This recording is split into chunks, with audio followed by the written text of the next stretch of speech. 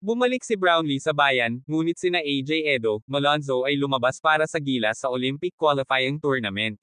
Nakabalik na sa bansa si Justin Brownlee para sa pagsisimula ng Gilas Pilipinas training camp para sa darating na Olympic qualifying tournament ngayong weekend.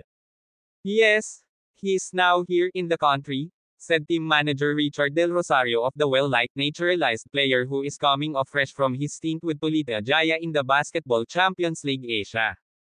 Si Brownlee, na dumating dito noong Martes, at ang kanyang Indonesia Ball Club ay natapos ang kanilang kampanya na may 2-1 record, ngunit nabigong umaban sa semis matapos matalo sa tiebreak. Basahin Brownlee, tinalo ni Polita Jaya ang Korea side, ngunit hindi nakuha ang semis spot sa tiebreak dumating sa bansa ang Barangay Ginebra resident import sa oras ng training camp ng national team sa Inspire Sports Academy sa Laguna na magsisimula ngayong Biyernes. Gayunpaman, mawawalan ng koponan ang dalawang young big men nito na sina AJ Edo at Jamie Malonzo dahil sa mga isyu sa injury. Kasalukuyang sumasailalim sa rehab si Malonzo matapos maoperahan ang kanyang kaliwang guya.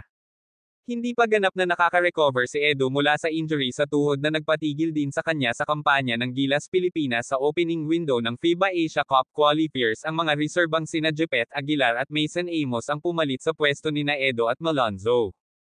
Ang iba pang miyembro ng team na inaasahang for training camp ay ang PBA Philippine Cup finalists na sina Junmar Fajardo, CJ Perez, at Chris Newsome, Scotty Thompson, Calvin Oftana, Dwight Ramos, Kevin Kiambao, Carl Tamayo, at Kai Soto.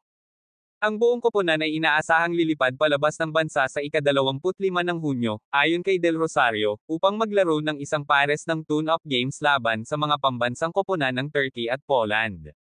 Ang final qualifier ay nakatakda sa Hulyo 2-7 sa Latvia, kung saan ang Pilipinas ay nakabracket kasama ang host country at Georgia. Huwag mo kalimutan mag-like and subscribe sa aking channel. Maraming salamat po.